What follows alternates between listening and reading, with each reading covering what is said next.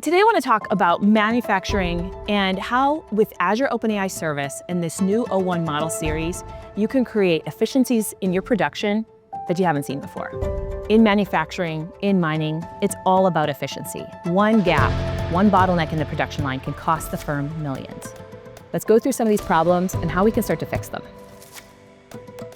Mining processes are complex, involving interdependent systems, haul trucks, grinding mills, conveyor belts. You find one gap in the system, it can ripple through the entire process, costing you time and revenue.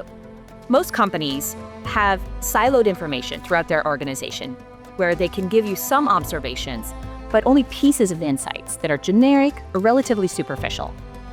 O1 changes that game, not only giving you observations across your organization, being able to give you deep, actionable insights that'll drive results. Let's analyze a real-world scenario. O1 model series connects the dots across data sets. It's revealing here that haul trucks are having daily downtime of 2 to 2.5 hours, including the grinding mills. This will result in about 200 to 250 tons of ore that'll go unprocessed daily. By combining production data and quality metrics, O1 model series helps identify the financial impact.